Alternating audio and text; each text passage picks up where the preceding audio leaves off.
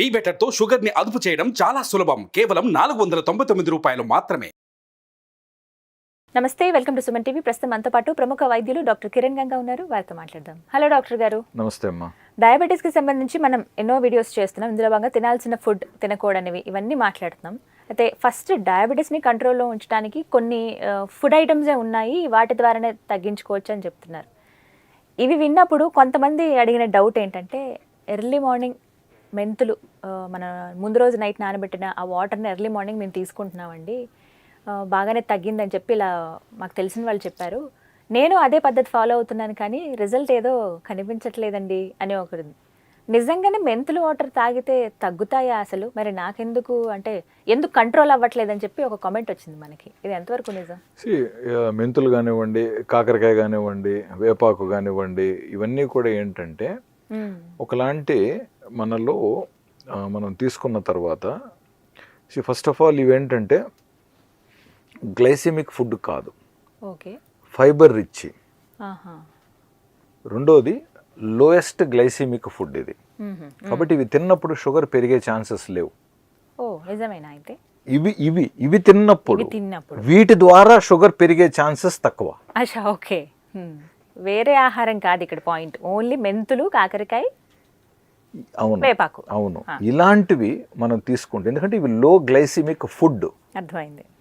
కాబట్టి ఇవి తిన్నప్పుడు షుగర్ పెరిగే ఛాన్సెస్ లేవు, తక్కువ. అంటే వీటి వల్ల, ఈ పర్టికులర్ పదార్థాల వల్ల. అంతేకాకుండా ఇవి కొంచెం ఇన్క్రిటిన్స్ని రిలీజ్ చేసే ఛాన్సెస్ ఉంటాయి ఇంటెస్టైన్స్లో. ఇవి అరిగిన తర్వాత కొంచెం లైట్గా ఇరిటెంట్స్ కూడా ఇవి.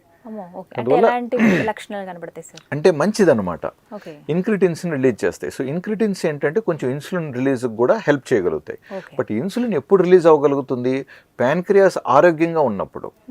అంటే ఈ మధ్య కాలంలోనే షుగర్ బయటపడి HbA1c 7.5, 8.5 రేంజ్లో ఉంది. ప్లస్ గతంలో వీళ్ళు తెలిసి తెలియక రైస్ ఎక్కువ తీసుకున్నారు, కొంచెం షుగర్లు, స్వీట్లు ఎక్కువ తీసుకున్నారు. సో టెస్ట్ చేస్తే షుగర్ బయటపడింది.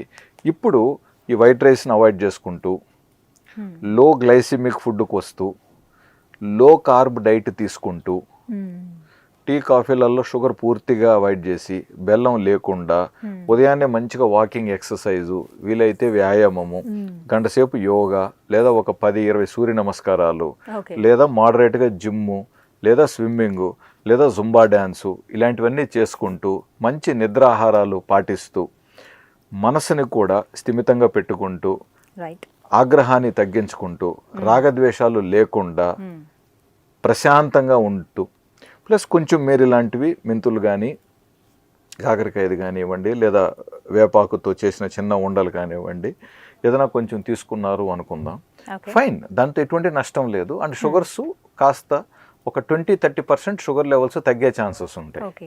ఇవి డైలీ తీసుకోవడం మంచిదేనా? ఇది కూడా ఒక క్వశ్చన్ అండి. డైలీ పొద్దున్న మేము ఇట్లా రాత్రి నానబెట్టిన మెంతులు, ఆ వాటర్ తాగుతాము, ఆ మెంతుల్ని నమిలి తినేస్తున్నాం. ఇప్పుడు ఎటువంటి వారిలో మంచి రిజల్ట్స్ ఇలాంటివి పాటిస్తే కనపడుతున్నాయి అంటే, మళ్ళీ ఇటీవలే షుగర్ వచ్చింది, షుగర్ వచ్చి ఎక్కువ కాలం కాలేదు. సో ప్యాన్క్రియాస్ ఫంక్షన్ బాగుంది, ప్యాన్క్రియాస్ బీటా సెల్ రిజర్వ్ అనేది బాగుంది. కాబట్టి వీళ్ళు ఎప్పుడైతే ఈ ఆహారం, మిగతా ఆహారాల మార్పులు కూడా చేస్తూ ఇవి కూడా తీసుకుంటారో, షుగర్ లెవెల్స్ ఒక 20% తగ్గినాయి అనుకుందాం. సో 220 ఉన్న షుగరు 20% తగ్గినాయంటే ఎంత అయింది? అరౌండ్ దాదాపు 160కి వచ్చినట్టేగా. సో HbA1c 1.5% వరకు తగ్గే ఛాన్సెస్ ఉన్నాయి. సో ఇది ఆల్రెడీ నిరూపించబడింది కూడా. ఆహార నియమాలు, వ్యాయామం చేసుకోవటం ద్వారా HbA1c 1-2% వరకు తగ్గుతుంది. కాబట్టి ఇవి కూడా ఆహారమే అంటున్నాను నేను. కొంచెం ఔషధ గుణాలు ఉండొచ్చు, మంచిది. బట్ నేను కాకరకాయ తింటున్నాను, నేను ఇన్ని మెంతులు తింటున్నాను కాబట్టి నేను మధ్యాహ్నం మామిడి పండు రసం తాగుతాను, సాయంత్రం సాఫ్ట్ డ్రింక్ తాగుతాను, రాత్రి నేను ఐస్ క్రీమ్ తింటాను అంటే పనికిరావు. అదేదో తెలుగులో సామెత ఉంది కదా, ఆదాయం ఎంత ఖర్చు ఎక్కువ అన్నట్టు. అట్లా. సో మనము తీసుకుంటే ఆహారానికి మనం ప్లస్ శారీరక శ్రమ ఎంత పెడుతున్నాం, ఇది ఎప్పుడు ఫండమెంటల్ ఫార్ములా అండి. మీరు ఏ క్వశ్చన్ అడిగినా నేను ఇది చెప్తాను. మీరు తీసుకుంటే ఆహారం వల్ల మీకు వచ్చే క్యాలరీసు, మీరు ఖర్చు పెట్టే శారీరక శ్రమ వల్ల calories first of all equal అయిపోవాలి. షుగర్ లెవెల్స్ పెరగకుండా ఉండాలన్నా, లేదా డాక్టర్ మీకు ఇచ్చిన మీ ఇన్సులిన్ కానీ మాత్రలు కానీ బాగా పనిచేయాలన్నా, లేదా ఇవి మీరు అడిగిన ఏదైతే మన మెంతులు ఇవి పనిచేయాలన్నా కూడా ఇది ఫస్ట్ బ్యాలెన్స్ అవ్వాలి. రెండోది బరువు తగ్గాలనుకున్నప్పుడు మనం తీసుకున్న క్యాలరీస్, ఆహారం ద్వారా వచ్చే క్యాలరీస్, మనం ఆల్రెడీ ఖర్చు పెడుతున్న క్యాలరీస్ ఎక్కువ ఉండాలి. అప్పుడు వెయిట్ తగ్గుతాం. లేదు కొంతమంది చాలా బక్కగా ఉన్నారు, ఒక 3 కిలోలు పెరిగితే మంచిదని డాక్టరే అన్నారు. అటువంటప్పుడు మనం ఖర్చు పెట్టే క్యాలరీస్ శారీరక శ్రమ వల్ల, మనం ఆహారం వల్ల తీసుకునే క్యాలరీస్ కొంచెం ఎక్కువ రావాలి. ఇది ఫార్ములా ఎప్పుడు కూడా. ప్లస్ ప్యాంక్రియాస్ లో ఇన్సులిన్ ఉత్పాదన చేసే శక్తి బాగున్నట్లయితే ఇట్లాంటి మనం ప్రయత్నాలు చేసినప్పుడు షుగర్ లెవెల్స్ కాస్త బెటర్ గా కంట్రోల్లోకి వచ్చేస్తాయి. ఇందాక మీరు అన్నారు సార్, అంటే ఎర్లీగా ఎవరికైతే కనుగొన్నారో, అంటే ఈ మధ్య కాలంలో డయాబెటీస్ ఉందని చెప్పి కనుక్కున్నారు, వాళ్ళలో కొంచెం ఏమైనా రిజల్ట్ కనిపించవచ్చు అన్నారు. డెఫినెట్లీ కొన్ని సంవత్సరాలుగా కొంతమంది చెప్తున్నారండి, మేము అసలు మందులే తీసుకోవట్లేదు, ఎప్పుడు నా దినచర్య ఇదే, మెంతులు వాటర్ తాగడము, వీక్లీ 2 or 3 ఇలా వేపాకు చిగుర్లు నమలటము, మ్యాక్సిమం వారంలో ఒక 2-3 రోజులు కాకరకాయ కూర తినడము, ఇలా మేము చేస్తూ ఉన్నాము, అలా కూడా మాకు కంట్రోల్లోనే ఉన్నాయిలే అనే వాళ్ళు ఉన్నారు. మంచిది. ఇప్పుడు మీరు పాటిస్తున్నారు, మీ షుగర్ కంట్రోల్లోనే ఉంది, సంతోషం. అంతకంటే ఏం కావాలి? ఇప్పుడు డాక్టర్గా మనం కోరుకునేది కూడా అందరి షుగర్ కంట్రోల్లో ఉండాలనేగా. అది అందరికీ వర్తిస్తుందా అనేది ఇప్పుడు మీరు ప్రయత్నిస్తున్నారు. ఎంతమంది ఎవరికి షుగర్ తగ్గిందో, లేదా ఎవరికి ఇది ప్రయత్నించినా కూడా షుగర్ తగ్గలేదో ప్రేక్షకులకి తెలుసుగా. ఇప్పుడు మీకు తగ్గింది కదా, సంతోషం, కంటిన్యూ చేయండి. బట్ ఇంకొక వ్యక్తి ఉన్నారు, ప్రయత్నించారు, షుగర్ తగ్గట్లేదు, షుగర్ ఇంకా 200కు పైగానే ఉంది, 300 కన్నా పైగానే ఉంది.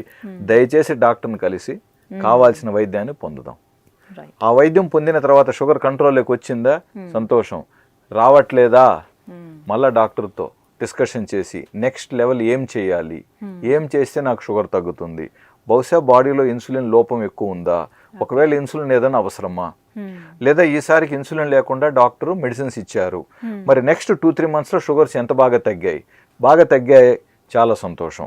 ఒకవేళ అయినప్పటికీ తగ్గలేదా, మళ్ళా డాక్టర్ గారు మనం ప్రయత్నిస్తూ ఉన్నాం, మరి HbA1c మరి తగ్గట్లేదు సార్, మీకు ఇన్సులిన్ అవసరం ఉంది సార్, మరి అవసరం ఉంటే మరి మీరు పెడితే మేము తీసుకుంటాంగా.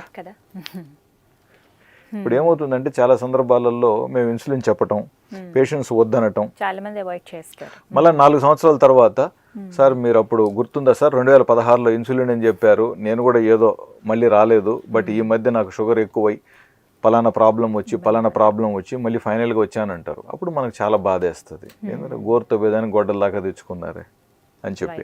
సో ఏదన్నా కూడా, సో నేను మందులతోనే మీకు పోల్చాను నేను. సో మందులతో షుగర్ తగ్గకపోయినా కూడా నెక్స్ట్ లెవెల్లోకి వెళ్ళాలని అంటున్నా.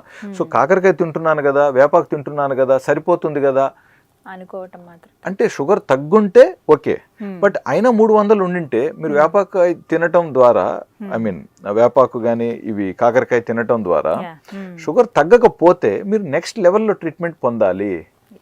అంతటితో సరిపెట్టుకొని రేపు మ్యాక్రో వాస్కులర్ కాంప్లికేషన్స్ వచ్చిన తర్వాత, లివరు, కళ్ళు, కిడ్నీలు సమస్య వచ్చిన తర్వాత ఏమని చెప్తారు డాక్టర్ దగ్గర? నేను కాకరకాయ తిని వేపాకు తిని కళ్ళు పోగొట్టుకున్నానని చెప్తామా? సో అంత స్థితి వద్దు, ముందుగానే జాగ్రత్త పడాలి. సో ఈ సమస్యలు రావడానికి ఇవేం పాపం చేశాయి, ఇవి ఆహార పదార్థాలే కదా. సో కాబట్టి ఫైనల్గా మీకు ఏది అనుకూలంగా, మీరు ఏది తృప్తిగా, అది కూడా తృప్తిగా చేయాలి. మీరు చాలా అతి కష్టంతో, నచ్చక, ఇబ్బంది పడుతూ, కష్టపడిపోయి అవన్నీ చేయటం ద్వారా అక్కడ పెద్ద రిజల్ట్స్ రావు. ఆ ఎక్కువ రోజులు రిజల్ట్స్ వచ్చినా ఆగవు, మళ్ళీ షుగర్ ఏదో ఒక రోజు పెరుగుతుంది. కాబట్టి మీరు సౌకర్యంగా చేయగలగాలి, మీరు వాటిని స్వీకరించగలగాలి, అంగీకరించగలగాలి. ఈవెన్ నేను ఇచ్చే ఇన్సులిన్ మాత్రలైనా సరే మీరు వాటిని అండర్స్టాండ్ చేసుకొని తీసుకున్నప్పుడు మంచి రిజల్ట్స్ వస్తాయి. లేకుండా ఉంటే డోసెస్ పెంచుతూ ఉండాల్సిన అవసరం వస్తుంది అన్నమాట. సో క్లారిటీ అయితే ఇచ్చారు డాక్టర్ గారు. థ్యాంక్ యూ అండి. నమస్తే.